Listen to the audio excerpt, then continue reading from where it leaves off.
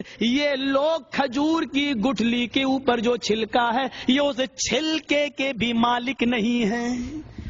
گٹھلی تو بہت بڑی چیز ہو گئی، گٹھلی کے اوپر بھی ایک ہلکا سا چھلکا ہوتا ہے، اور اللہ نے یملکون کا لفظ استعمال کیا. ما یملکون، یہ اس چھلکے کے اس گٹھلی کے اوپر جو چھلکا ہے یہ اس کے بھی مالک نہیں ہے. ان تدعوہم لا يسمعوا دعاءکم، اگر تم ان کو پکارو تو یہ تمہاری پکار کا جواب دینے کی طاقت نہیں رکھتے. نہیں، اگر تم ان کو پکارو نہیں سن سکتے. یہ ان تدعوہم لا يسمعوا دعاءکم، اگر تم ان کو پکارو تو یہ تمہاری پکار سن نہیں سکتے. پھر انداز دیکھیے، وَلَوْ سَمِعُوا، اگر سن بھی لیں. پہلے تو صاف کہہ دیا سن نہیں سکتے. چلو تمہارے عقیدے کے مطابق تم نے جو گڑھ لیا ہے، اور اللہ عالم الغیب تھا، اس کو معلوم تھا کہ تم گڑھو گے، اس لیے اس نے اس انداز سے پھر ڈرایا.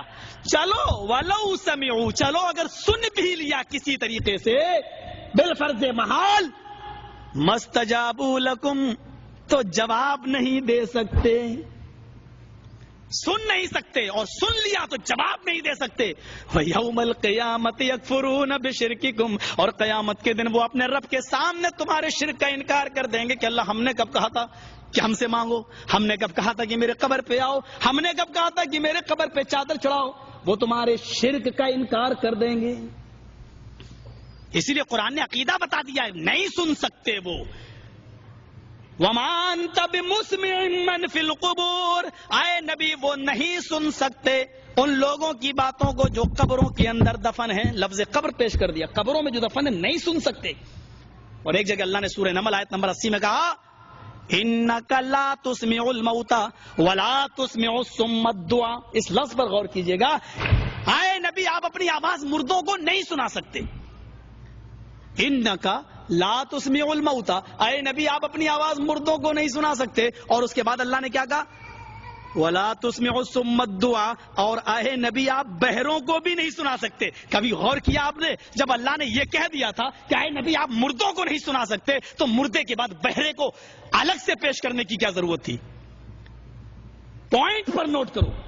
اے نبی آپ مردوں کو اپنی آواز نہیں سنا سکتے. انک لا تسمع الموتى، جاؤ قرآن اٹھاؤ سورہ نمل آیت نمبر 80، ترجمہ دیکھ لو. اے نبی تم مردوں کو نہیں سنا سکتے. ولا تسمع الصم الدعاء، بہروں کو بھی نہیں سنا سکتے. جب کہہ دیا تھا مردوں کو نہیں سنا سکتے تو بہروں کو کیوں کہا اللہ نے کہ بہروں کو نہیں سنا سکتے؟ کیونکہ بہرے کے پاس صرف ایک طاقت نہیں ہوتی اور ساری طاقتیں ہوتی ہیں. اللہ صرف اس کے کان کی سماعت کو سلب کرتا ہے، بقیہ ساری طاقتیں اس کی موجود ہیں. وہ ہاتھ سے پکڑ سکتا ہے، پیر سے چل سکتا ہے، زبان سے بول بھی سکتا ہے، آنکھ سے دیکھ بھی سکتا ہے، ذہن سے سوچ بھی سکتا ہے، کھا بھی سکتا ہے. اس کے پاس چلنے کی طاقت ہے، اس کے پاس اٹھنے کی، بیٹھنے کی، سونے کی طاقت ہے، کھانے پینے کی طاقت ہے، بولنے کی طاقت ہے، دیکھنے کی طاقت ہے. ہم نے اس کو ساری طاقتیں دی ہیں، صرف ایک طاقت اس سے چھینی ہے، سننے کی. صرف سماعت کو ہم نے سلب کیا ہے. اے نبی جس سے ہم صرف ایک طاقت چھینتے ہیں، سماعت، اور ساری طاقتیں اس کے پاس موجود ہیں. جس سے ایک طاقت چھینی ہو اس کو آپ نہیں سنا سکتے، اور جس کی ساری طاقتوں کو ہم نے چھین لیا ہو اس کو آپ کیا سنا پائیں گے؟ ایک طاقت جس کے چھینی ہو اس کو آپ نہیں سنا سکتے، اور جس سے ساری طاقتیں ہم نے سلب کر لی ہوں اس کو آپ کیا سنا پائیں گے؟ اتنی موٹی سی باتیں. لیکن نہیں، ولی صاحب آپ کی ساری باتیں صحیح، لیکن ہم تو 9 9 19 کہیں گے، ہمارے باپ نے 18 بتایا ہی نہیں ہے. ہم تو وہی کہیں گے، بابا تیرے در پہ آیا ہوں تو جھولا جھولی بھر کے جاؤں گا. بے شمار واقعہ. ہمارے اٹاوا کی ایک لڑکی کی شادی کانپور میں ہو گئی. اتفاق سے وہ ان لوگوں میں چلی گئی. اتفاق سے نہیں ہوتا یہ معاملے، یہ جان بوجھ کر ہوتے ہیں.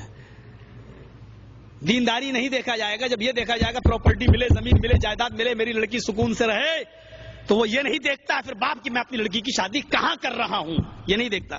بہرحال وہ چلی گئی، لیکن مطالعہ اس کا اچھا تھا. 4 سال تک بیٹی بیٹا کچھ نہیں ہوا. اس کے گھر میں جو اس کی نند تھی وہ بہت کہتی تھی چلو ہمارے ہاں ایک بابا ہیں ان کے پاس چلو، جو جاتا خالی ہاتھ نہیں لوٹتا، انشاءاللہ تمہیں بھی بیٹا بیٹی ضرور ملے. اور وہ نہیں جاتی تھی.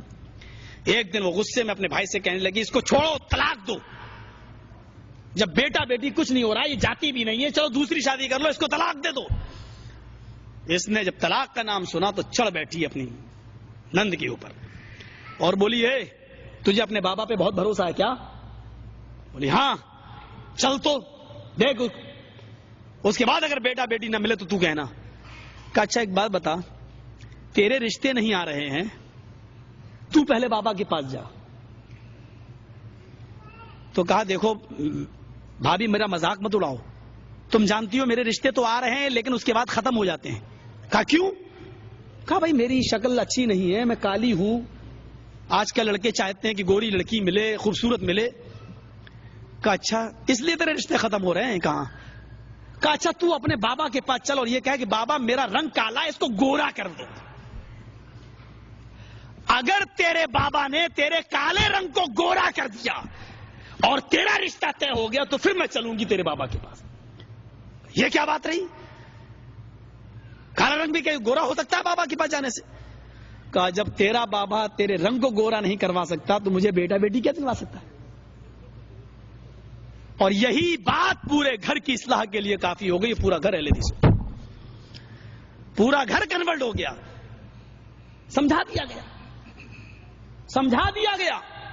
یا تو باقاعدہ کہا جا رہا ہے کہ نہیں صاحب اللہ ڈائریکٹ سنتا ہی نہیں ہے, ان کے پاس جاؤ, ان سے کہو, یہ دعائیں لے کر اوپر جاتے ہیں. میری سمجھ میں نہیں آتا کہ نماز بھی تو ایک دعا ہے.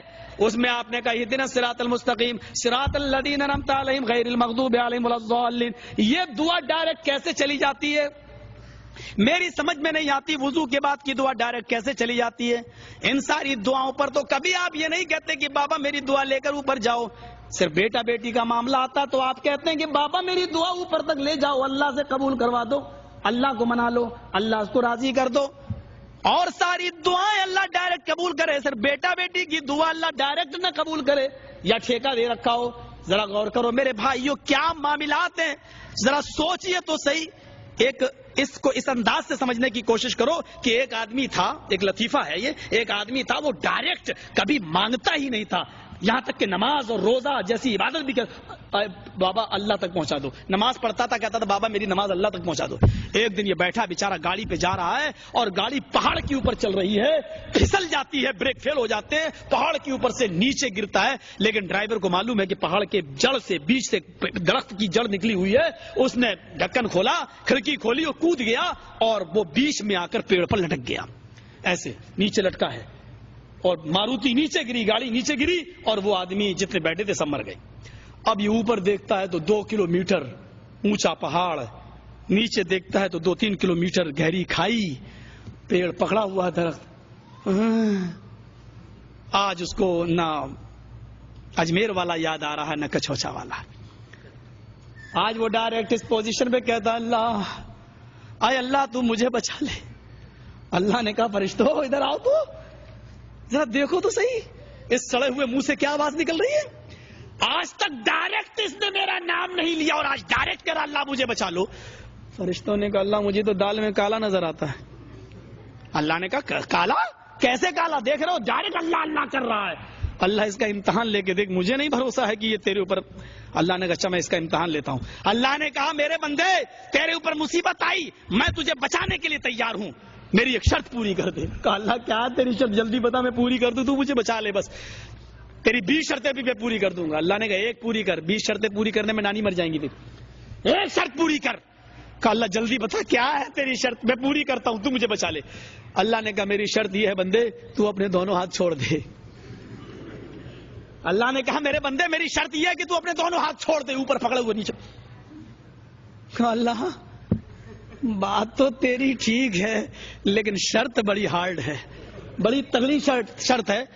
پہلے تو بتا اگر میں چھوڑ دوں نیچے گروں گا تو بچائے گا کیسے. فرشتوں نے کہا دیکھ اے اللہ میں نے کہا تھا آج بھی تیرے بندے کو تیرے اوپر یقین نہیں ہے, آج بھی میں نے کہا تھا نا دال میں کالا. اللہ کہتا ہے چھوڑنا تیرا کام, بچانا میرا کام. نہ پہلے تو بتا کہ بچائے گا کیسے. 3-4 دن ہوئے, آٹومیٹک آئرن کی کمی, کیلشیم کی کمی, پیاس کی شدت, کمزوری پڑی, نیچے گرا, مر گیا. اب کیا کہوں, رام رام ستیہ ہو گئی، مر گیا۔ تو میں یہ کہنا چاہتا ہوں کہ مصیبت کے موقع پر اللہ ہی یاد آتا ہے، لیکن یہ دل کی آواز ہے کہ اس کو اللہ نکلتا ہے۔ لیکن جو لوگ اتنے بے شرم پڑ جائیں غیر اللہ کے پاس جا کر، ان کو اللہ کے اوپر بھی اعتبار نہیں ہوتا، اور وہ اللہ سے بھی سودے بازی کرنے لگتے ہیں کہ پہلے تو بتا کہ مجھے بچائے گا کیسے۔ ہمارا عقیدہ اللہ کی ذات کے بارے میں یہ ہے کہ اللہ اس وہم و گمان سے بھی پاک ہے کہ اس کے بارے میں لفظ کیسا لگایا جائے۔ لفظ کیسا لگانا بھی شرک ہے کہ وہ کیسے بچائے۔ ان اللہ علی کل شیء قدیر، وہ ہر چیز پر قادر ہے، وہ ہر چیز پر قادر ہے۔ سوال مت کیجئے گا کیا وہ اپنے جیسا دوسرا خدا بنا سکتا ہے؟ سوال مت کیجئے گا کیا وہ جھوٹ بولنے پر بھی قادر ہے؟ اس قسم کے سوالات خوارج نے جو جوابات دیے ہیں کہیں ڈر لگتا ہے لوگ بہک نہ جائیں، پھسل نہ جائیں۔ میرے بھائیوں، اللہ کے بارے میں عقیدہ رکھنا چاہیے کہ اللہ ہر چیز پر قادر ہے۔ اس کا یہ معنی نہیں لینا چاہیے کہ اللہ قادر کا مطلب قوی، اللہ تعالیٰ قوی ہے، طاقت رکھتا ہے، یعنی اپنے جیسا دوسرا خدا نہیں بنا سکتا لیکن طاقت رکھتا ہے لیکن بنا نہیں۔ اللہ تعالیٰ ہر چیز پر قادر ہے، وہ سوالات میں جانا ہی نہیں چاہیے، اور جب وہ سوالات ہمارے ذہن میں آئے تو اعوذ باللہ من الشیطان الرجیم پڑھنا چاہیے۔ اور بھی بہت سی باتیں میرے بھائیو، چلو آج میں نے کچھ ضرورت سے زیادہ آپ کا ٹائم لے لیا ہے، میں جانتا بھی ہوں کہ مجھے آپ کے وقت کا احساس بھی ہے، چونکہ کل بھی پروگرام ہے، پرسوں بھی پروگرام ہے، اس کے بعد بھی پروگرام ہے۔ ہم اللہ سے دعا کرتے ہیں کہ بار الہ ہمیں توحید کی اہمیت سمجھنے کی اور شرک کی برائیوں کو سمجھنے کی توفیق عطا فرما، اور شرک سے ہمیں اجتناب کرنے کی اور توحید پر گامزن رہنے کی توفیق عطا فرما، اور جب تک ہم زندہ رہیں اسلام پہ زندہ رکھنا، اور جب ہمارا خاتمہ ہو تو ایمان پر خاتمہ فرمانا۔ وما علینا الا البلاغ المبین، وآخر دعوانا ان الحمد للہ رب العالمین۔ السلام علیکم ورحمۃ اللہ وبرکاتہ۔